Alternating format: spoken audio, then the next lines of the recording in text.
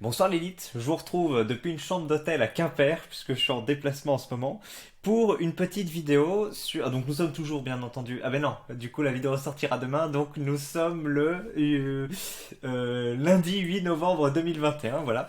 Et j'ai le plaisir de vous retrouver pour une vidéo, ma foi, sur... Papacito le pertinent qui veut défier en joute verbale Anal Génocide, donc Moisy, ou David Guiraud, les impertinents. Donc voilà, on va d'abord voir le document audiovisuel primaire qui décrit cette volonté de confrontation, puis après on va voir un peu les alternatives qui existent, la réponse de Moisy, et puis d'autres choses, les réactions du forum aussi. C'est parti, une vidéo que j'espère courte, parce qu'il est tard. Nous la faire fermer. Je n'attends que ça, bordel de merde, qu'il y ait un gauchiste qui me dise Papacito, tu vas fermer ta gueule parce que je vais te prendre en débat et tu vas la fermer. Ça n'existe pas. Alors il y aurait un génocide, mais je sais même pas s'il viendra. Le mec, il est en Guyane, donc ça veut dire qu'il faudrait lui payer l'avion et compagnie. Parce que moi je veux du présentiel aussi.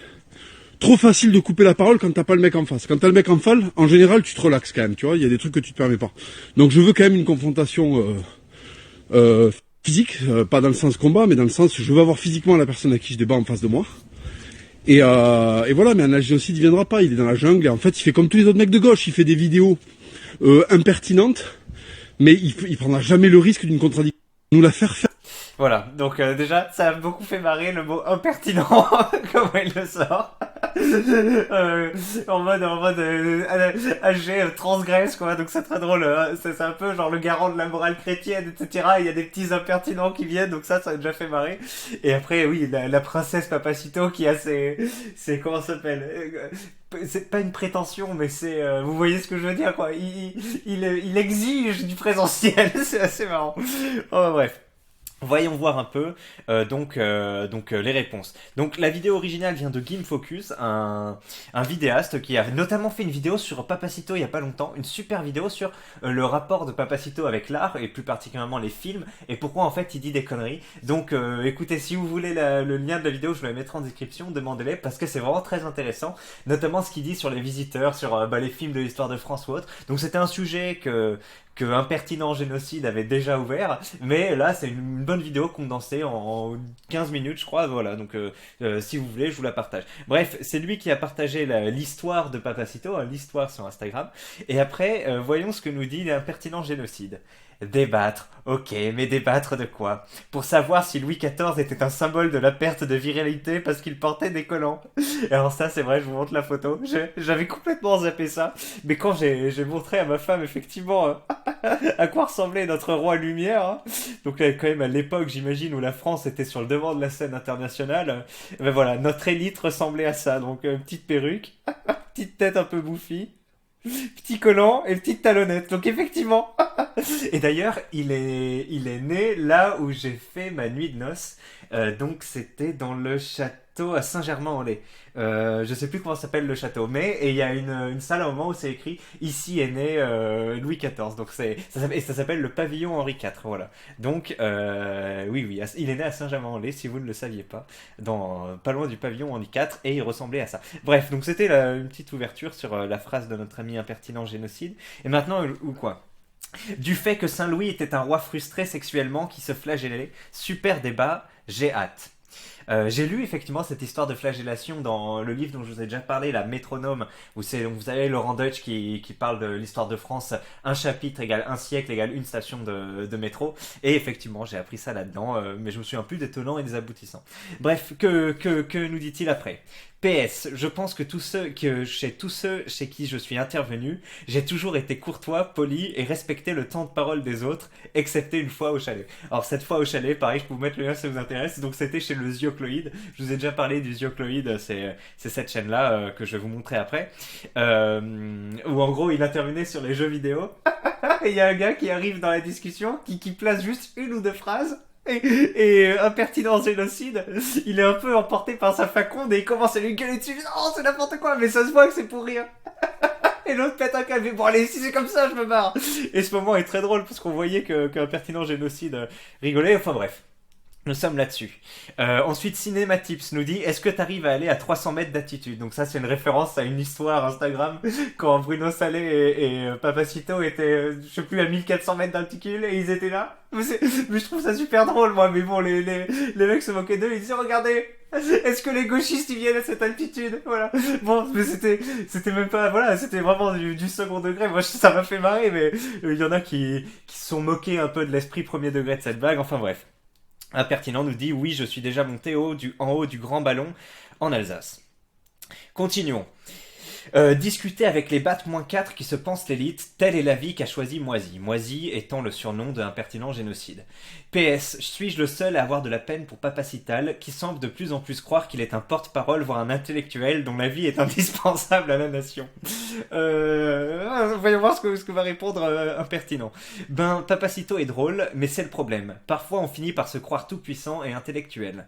Ban et Cigare, qui dit chez Livre Noir qu'il est pas trop con, c'est quand même assez particulier. Alors il y a des analyses sur de Ban et Cigare sur lesquelles moi je serais bien incapable de fournir des références ou des éléments de langage qui vont contre son sens. Mais en revanche, sur l'homosexualité, et je ferai sans doute une vidéo demain, il dit des conneries plus grosses que lui, et pourtant le gaillard est assez épais. Donc effectivement, et le sujet a soulevé un peu des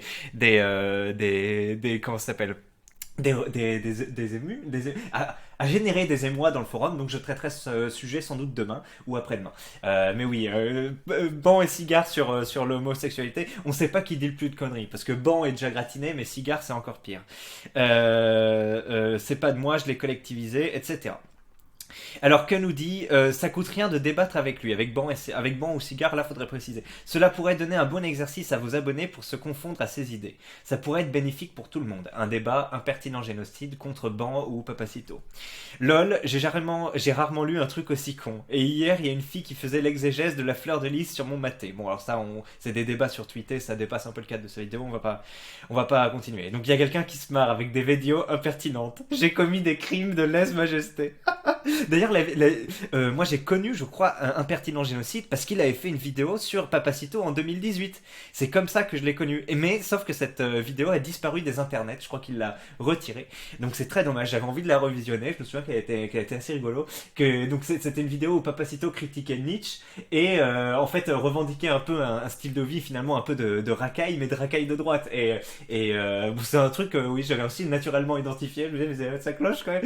Et l'impertinent génocide montrait bien cette j'allais dire dualité, mais c'est pas le bon mot, ce défaut de logique, on va dire cet illogisme, mais cette vidéo a sauté, donc rends l'argent, impertinent génocide, c'est pas sympa.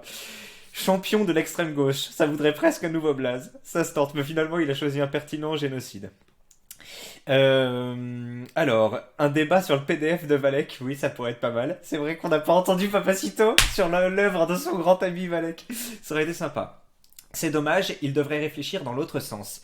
S'il veut débattre avec toi, qu'il vienne directement à ta rencontre dans ta jungle de gauchistes. Ah oui, mais c'était énorme aussi. Papacito avait répondu dans l'entretien choc numéro 2, je crois, aux invectives. Enfin, pas vraiment aux invectives, mais à l'analyse de impertinent génocide. Et il était là, il a dit oui, le mec il parle dans un amphithéâtre d'université avec un tract de l'UNEF derrière lui, qui viennent me parler dans la jungle, tu vois. Et sauf qu'il a très bien tapé parce que du coup, impertinent génocide avait pris cette vidéo dans un amphithéâtre mais habite toute l'année dans une jungle, donc c'est assez rigolo quoi, parce que pour le coup il avait bien répondu, et d'ailleurs on voit que ça a marqué Papacito puisqu'il a parlé de jungle dans sa vidéo.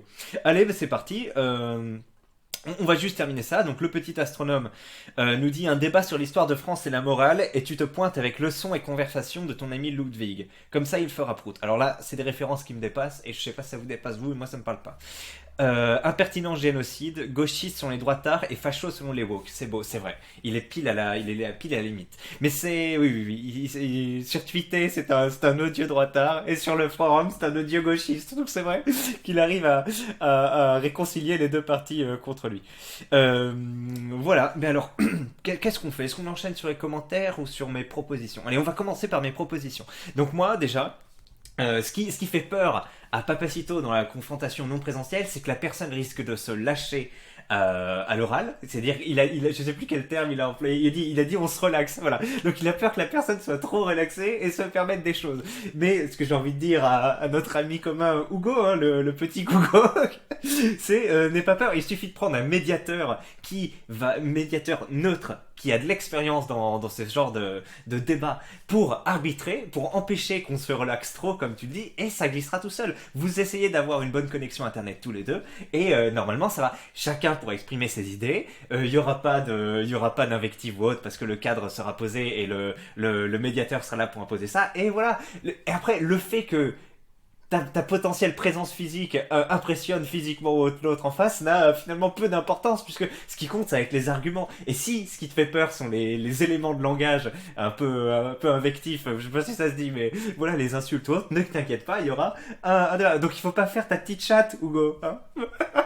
Papacito, on t'a quand même connu plus hardi. Donc voilà. Et donc parce que moi je viens avec une solution, mais je la détaille, donc c'est très bien. Donc comme médiateur, et comment ça s'appelle les- il n'y a pas d'alternative, je veux dire, bref, j'ai pas mes mots, mais en tout cas, je vous propose débat d'idées. Donc, c'est une chaîne qui a qu'une 3 plus 10, donc une quinzaine de vidéos. Voilà, 16 000 abonnés. Et en gros, il a mené des entretiens avec deux personnes contradictoires sur des sujets divers et des mecs qui pèsent. Donc, on a quand même eu Jean Covici, enfin j'en sais rien, mais pourquoi il y a Jean Covici ou autre. Mais il y a peut-être, ah si, mais il y a eu Jean Covici, donc Jean-Marc Jancovici, enfin je sais pas si ça vous parle, mais pas spécialiste du nucléaire, mais on va dire spécialiste mais déjà un mec qui va faire fermer leur claque-merde à tous ceux qui disent que le réchauffement climatique est pas d'origine anthropique, je crois, enfin d'origine de l'homme.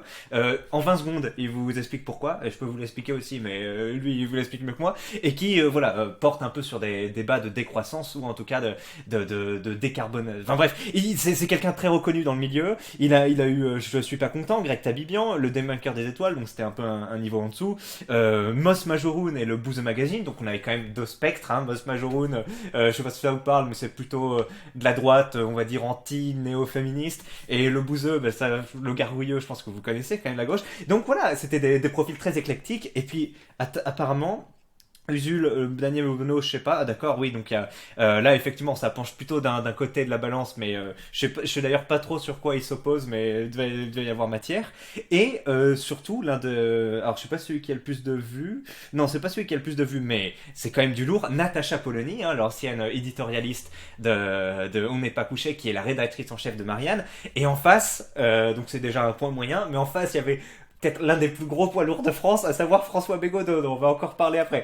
Et bon, là c'est l'un des seuls débats où il a été un peu dépassé. Mais bref, vous avez un médiateur tout trouvé qui vous respectera. N'aie pas peur, Hugo. Tu peux t'engager dans ce débat internet, ne crains rien. Et t'inquiète pas, tu auras des gages de la part d'un pertinent génocide qu'il ne dépasse pas, n'outrepasse pas ses droits. Sinon, en débat présentiel, je pense qu'il peut y en avoir plusieurs. Alors j'ai oublié d'en chercher un. Alors on va commencer par le premier, que j'ai pas cherché. C'est celui-ci, pas du ring. Qui a mis une photo, je pense, de Marx et d'Angèle, j'ai l'impression. Donc voilà, pas du ring, c'est un vidéaste. J'aurais tendance à dire gaucho communiste, mais je sais pas. En tout cas, voilà, il est sur la gauche, on va dire au niveau économique de tous les droitards des boutiquiers, mais il est sur la droite sociale ou sociétale, mais apparemment les deux mots c'est pareil, des personnes SJW ou woke comme le Bouzeux. Donc il a fait une première vidéo sur le wokisme, en fait, vous savez, les fameux éveillés, les dérives SJW, et sur en quoi c'est un frein à l'impensé, en quoi voilà, c'est un mauvais axe d'analyse, et c'est quelque chose qui vient au final perturber la lutte des classes, et voilà, enfin, la vidéo fait 12 minutes, 13 minutes, ça fait longtemps que j'ai pas vu, mais en gros, pour moi, c'était ça. C'était pas un bon axe d'analyse et qui était pas fécond. Et après, il a fait deux vidéos sur plutôt donc la droite, hein, donc ça, c'était une vidéo sur la gauche. Après, plutôt deux vidéos sur la droite. Une vidéo, on va dire, neutre sur Nietzsche en plâtre et Penseur en carton, donc sur le gang des potiers. Vous savez, les potiers niçois, barbares civilisés. Comment il s'appelle l'autre Missor, Paolo Z, tout, Florent Tergarnier, voilà, tout ce groupuscule d'extrémistes, on va dire. les potiers civilisés. Alors je me souviens plus ce qu'ils disaient. Ah si, oui, c'était sur le darwinisme social. C'est super intéressant que la sélection naturelle, en fait, on n'arrête pas de vanter les mérites de la sélection naturelle, etc. Mais le fait qu'on ait eu un comportement, un moment associatif, hein, enfin, je sais pas, qu'on soit collaboré entre les uns et les autres, puis que grâce à ça, on puisse faire une éducation, prendre soin des plus faibles, etc., partager l'expérience, a fait qu'au final, on a développé des techniques de médecine, etc., qui nous ont fait sortir de la sélection naturelle. Et donc, en fait, le darwinisme social, etc., enfin, je me souviens plus du reste de la réflexion, mais c'est vrai que ce truc-là, j'y avais jamais pensé, mais c'est brillant et il en parle très bien en 25 minutes. Voilà, je vous conseille cette vidéo. Et puis voilà, petite vidéo de 29 minutes il y a 5 mois, à l'époque où Valek s'était énervé parce que on avait pointé du doigt ses malversations sur, vous savez, quand il avait essayé de vendre des comment ça s'appelle, enfin, il avait mis des liens affiliés pour je sais plus quelle connerie là, des espèces de plieuses vendues en dropshipping. J'ai pas l'équivalent dropshipping en français. Dropshipping en français. Voyons voir. Français. Faudrait qu'on ait bah écoutez, ça n'existe pas. Bon, il faudra trouver une alternative gauloise à ce terme. Bref, et donc ça, c'est une vidéo excellente aussi sur l'arnaque Valek et ben, tous ces droits tardifs boucliers, déjà bien en avance, bien en avance. Et puis, il a aussi participé, c'est lui qui participe, vous savez, avec une petite barbe, dans la vidéo de Impertinent Génocide sur Corinne. Oui, c'était sur Corinne, donc Corinne Ryan, que vous commencez à connaître. Donc, je pense que Paduring pourrait être chaud pour faire un présentiel contre Papacito, et je pense que vu le bagage littéraire qu'il a, après, je sais pas s'il est chaud en débat, mais vu le bagage littéraire et philosophique, ça pourrait être intéressant. Après, je parle peut-être à sa place. Bon, maintenant, un autre challenger, un autre défiant contre vous, ce serait notre ami Zioclo, donc le Ziocloïde hein, dont je vous ai parlé, celui en fait, il fait des directs 3 ou 4 fois par semaine sur des thèmes divers. Il a reçu notamment Cro-Blanc récemment. Je sais pas si ça vous parle. Cro-Blanc, c'est un rappeur plutôt d'extrême droite, enfin plutôt complètement d'extrême droite. Il a reçu Impertinent Génocide, Greb Tavibian, etc.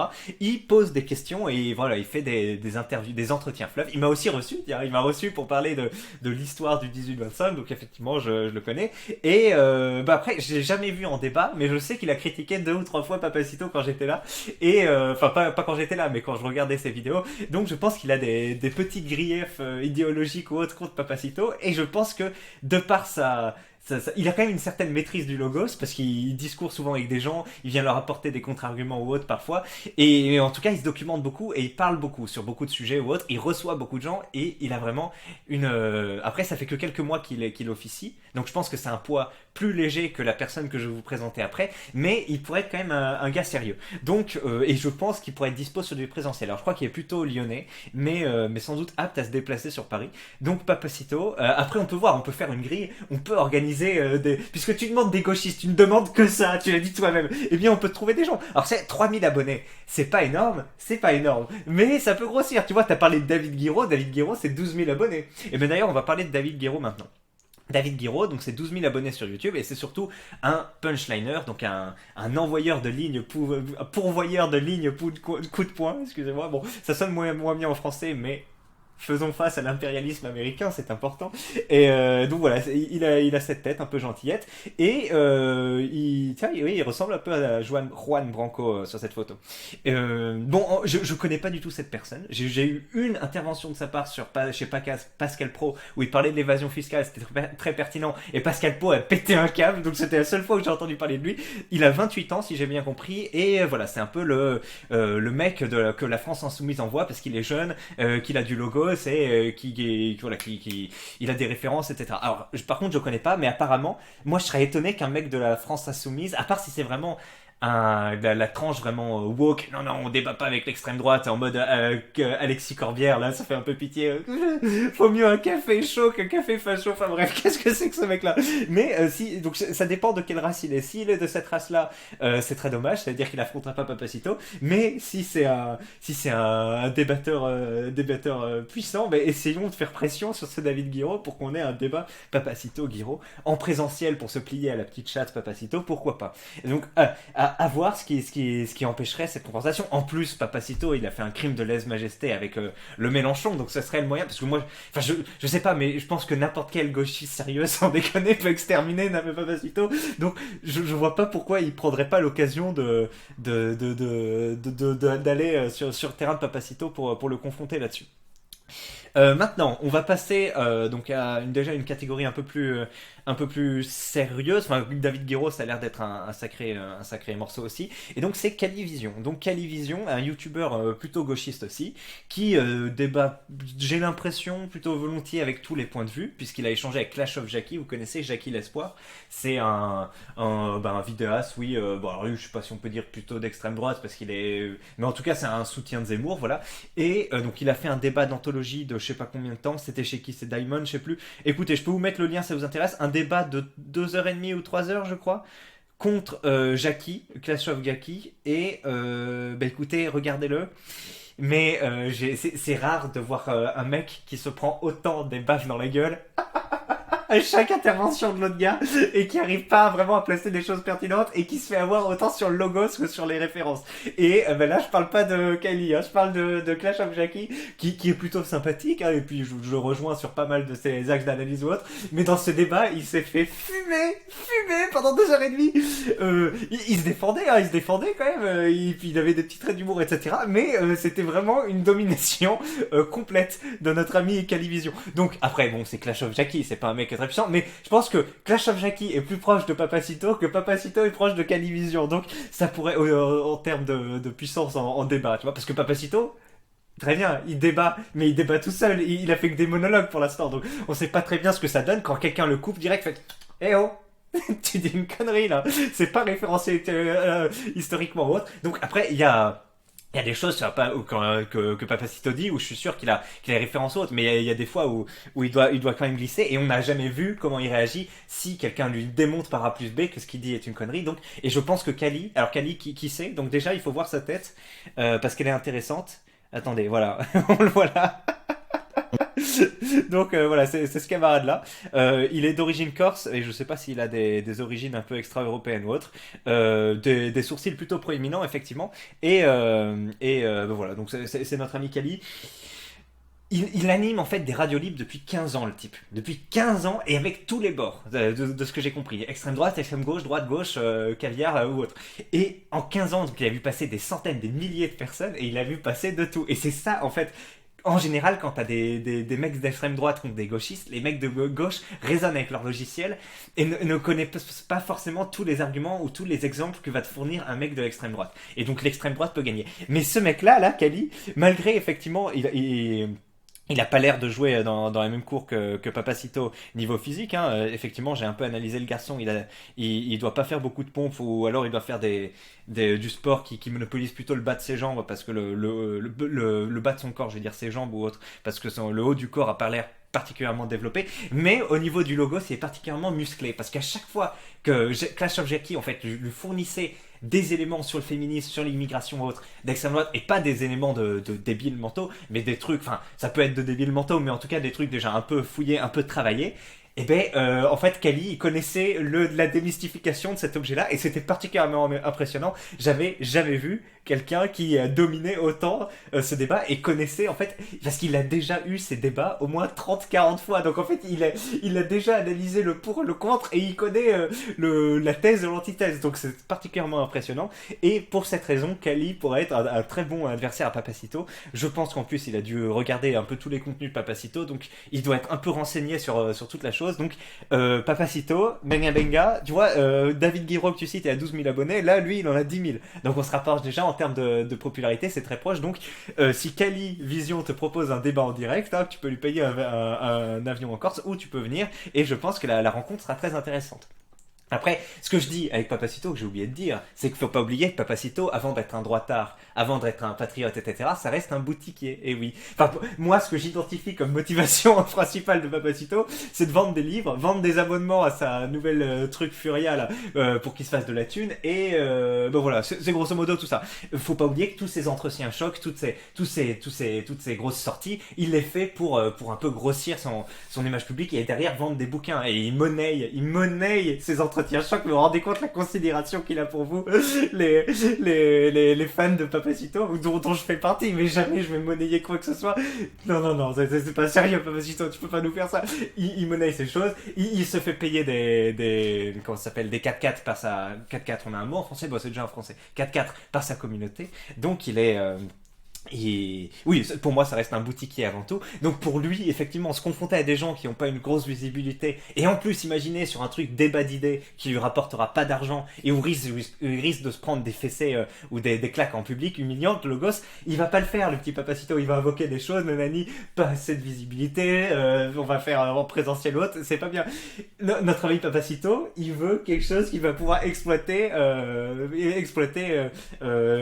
pécuniairement. Et donc, c'est vrai qu'un voilà, c'est pour ça qu'il risque d'éloigner toute tentative de débat ou autre, quoi, même si on lui propose des choses sérieuses.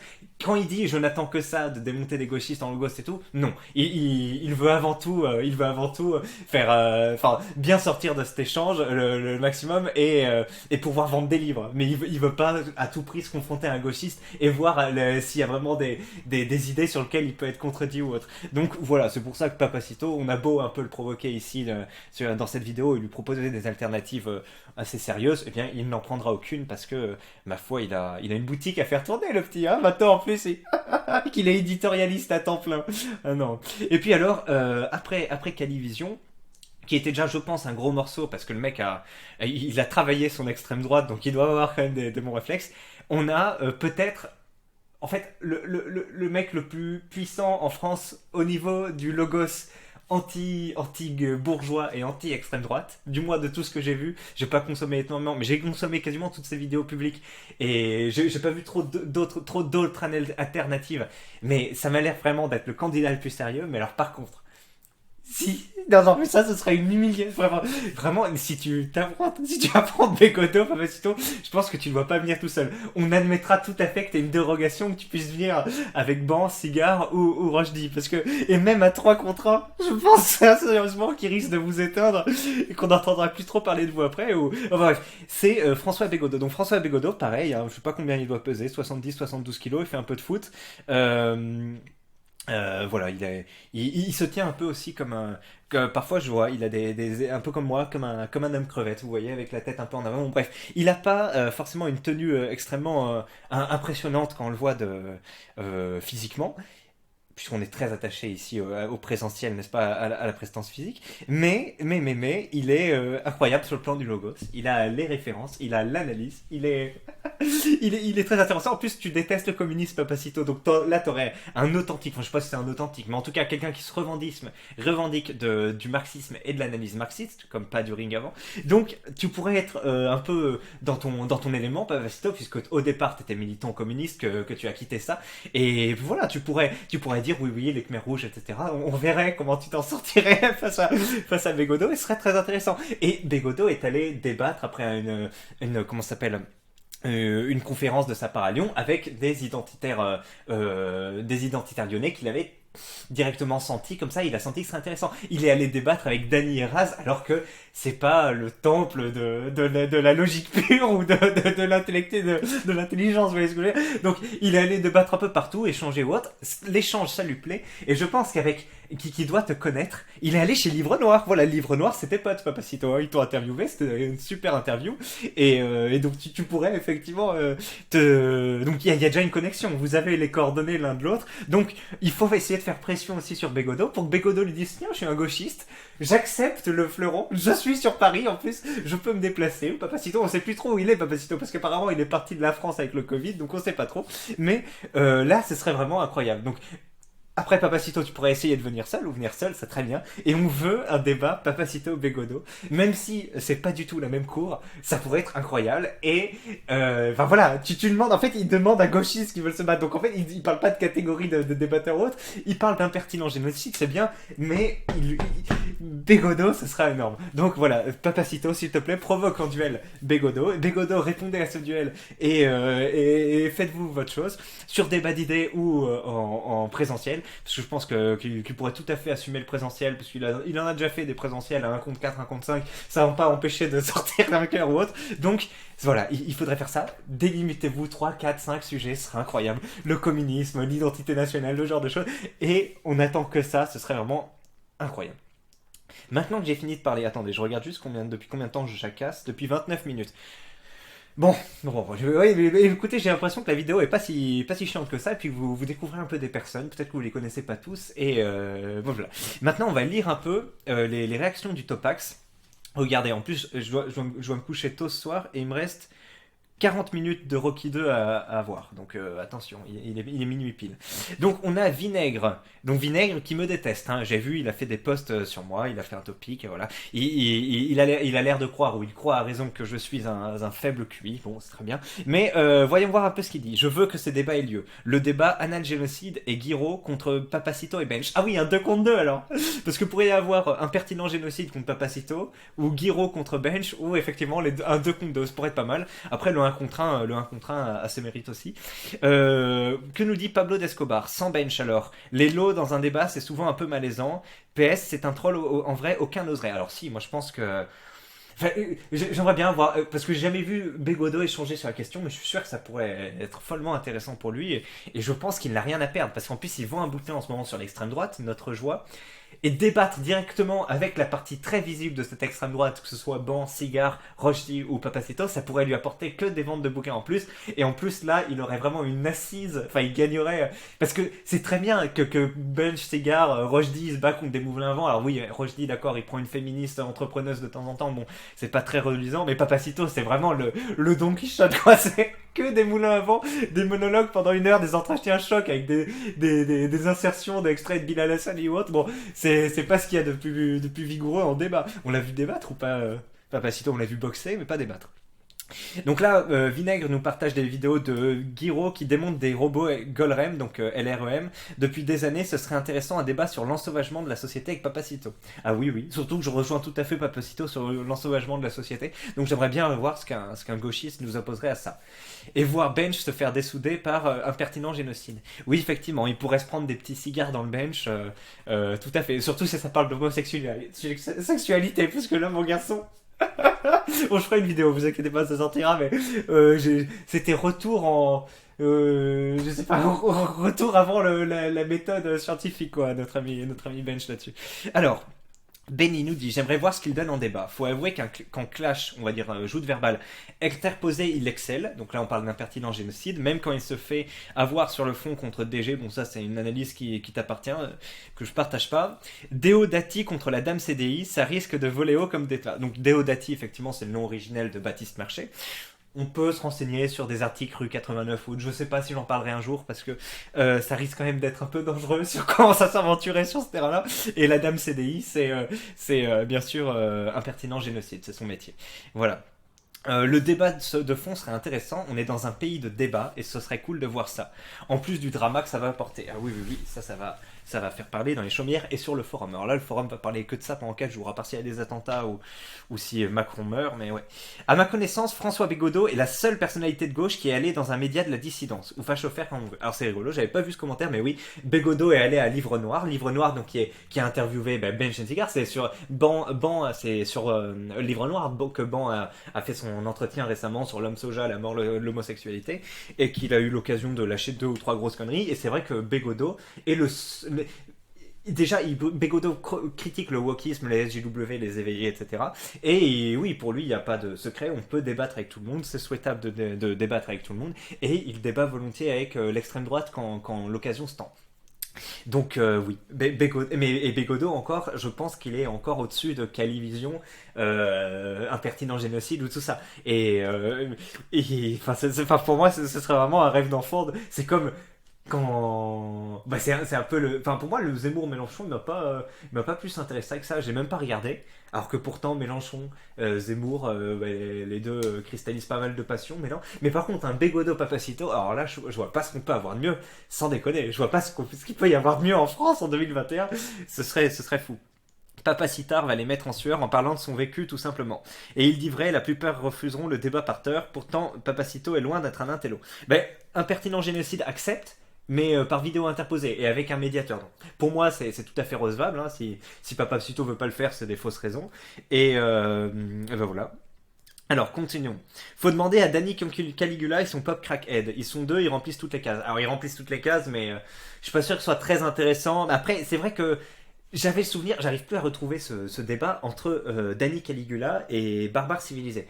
Et dans mon souvenir, c'était quand même une domination très nette de Danny Caligula contre Barbare Civilisé. Et pourtant, Barbare Civilisé, quand il est tout seul là, qui parle comme ça, vous avez vu, il fait des mouvements des poignets un peu comme ça, un peu bizarre. Quand il est tout seul dans ses vidéos, il a l'air assez pertinent et avoir un logo assez puissant. Pourtant, dès qu'il y a quelqu'un qui t'arrête quand tu dis une connerie, et voilà, là il était un peu plus déstabilisé. Et pour moi, c'était vraiment Danny Caligula que j'aurais pourtant beaucoup sous-estimé, effectivement. J'aurais cru qu'il ça aurait été plus en merde, et pourtant c'était vraiment une domination claire et nette. Donc après, Barbare Civilisé et Papacito, c'est pas le même niveau. Euh, et donc voilà, mais Danny Caligula, donc on pourrait rigoler, ricaner, mais je pense que c'est un adversaire qui pourrait être du niveau de Papacito. Je ne sais pas si c'est lui dont tu parles, mais effectivement, un des acolytes cancéreux de Danny Caligula a un discours assez solide, enfin disons qu'il comprend mieux la droite que les autres. Bah écoutez, moi je me suis pas renseigné, mais ça pourrait être pas mal. Danny Gula et son. Ouais, on va dire Danny Gula. Danny Gula et son pote, ça vole vraiment pas haut, ok. En dépit de son bord politique, il a un bagage intellectuel 10 fois supérieur à Papacito. Oui, c'est possible.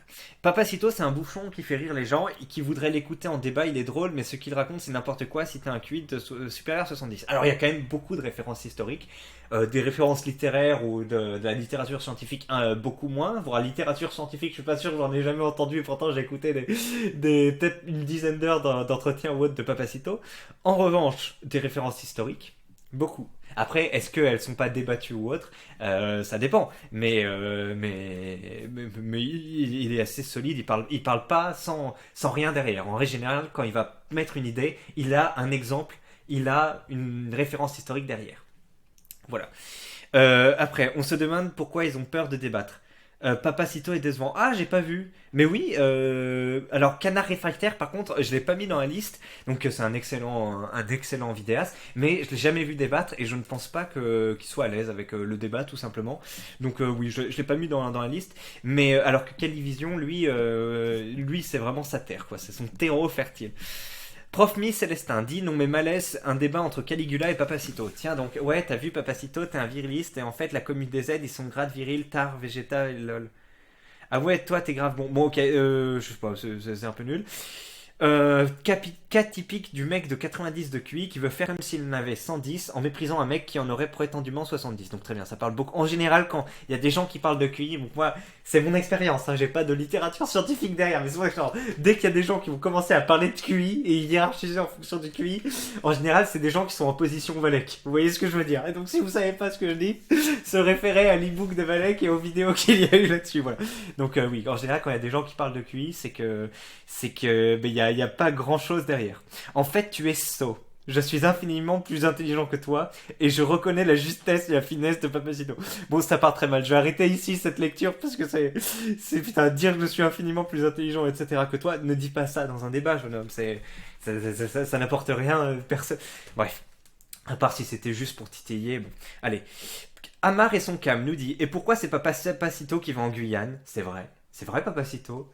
C'est vrai, tu as vendu plein de livres. Tu t'es gossé dans la vidéo de Bon et Cigare que tu as vendu plein de livres. Donc désormais, tu as plein d'argent. En plus, tu as plus besoin de te payer une voiture puisque ta communauté te l'a payé. Donc tu peux aller en Guyane, faire un stage de survivalisme dans la jungle amazonienne, visiter un peu les bases de Kourou où on lançait des fusées, et puis aller échanger avec un pertinent génocide. C'est vrai? Ça pourrait être pas mal. C'est lui qui a envie d'un débat, la moindre des choses c'est que ce soit lui qui se fasse chier dans l'avion. C'est vrai, je suis d'accord avec lui, c'est lui qui réclame à corps et à cri un débat, qu'il y aille, qu'il y aille. Ça sert à rien ce genre de débat, parce que même si les invités en question ne jouent pas au connard en face comme dans leurs vidéos, l'ego des mecs comme Papacito ou Cigar les pousse à jouer au singe dominant en face. On va obtenir un truc comme Soral Conversano au moment où ils auront un désaccord un peu trop prononcé. Soral Conversano, effectivement. Conversano dit quelque chose sur la ligne de politique de Soral qui n'aurait pas eu les résultats escomptés, et Soral prend pour prétexte une insulte, enfin même pas une insulte, c'est une caractéristique de la phrase susnommée, bon je sais pas si vous me suivez, pour traverser et dire tu vas arrêter de dire des trucs, tac, tac, tu vas arrêter d'insulter les gens et partir en gauche du travail et droite des valeurs, voilà. La seule solution pour débattre avec ces mecs, c'est être musclé et grand que à partir du moment où ils invitent des types plus fragiles, même pays, ils font les choses devant. Alors non, parce que je sais pas pourquoi Conversano a pas porté plainte, mais je te garantis que si tu vas mettre une droite ou... Merde, c'est coupé? Euh, bon, écoutez.